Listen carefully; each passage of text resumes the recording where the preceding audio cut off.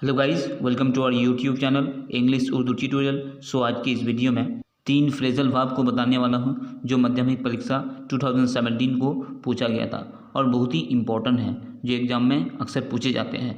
तो चलिए वीडियो को शुरू करते हैं। सबसे पहले फ्रेजल वर्ब के लिए जो क्वेश्चन आता है वो देख लेते हैं। ये क्वेश्चन नंबर सी में आएगा, choose the correct phrasal verbs from the list given below to replace the words underline.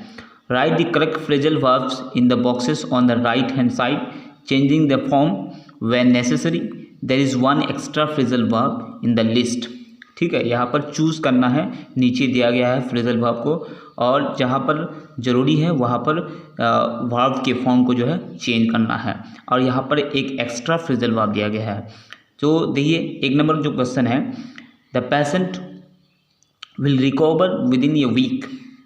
तो इसका जो फ्रेजल वर्ब होगा रिकवर का वो होगा कम डाउन। ठीक है, यहाँ पर रिकवर जो है वो वर्ब 1 में है, तो यहाँ पर कम डाउन जो है वो भी वर्ब 1 में है। Question number 2, please do not reject my proposal.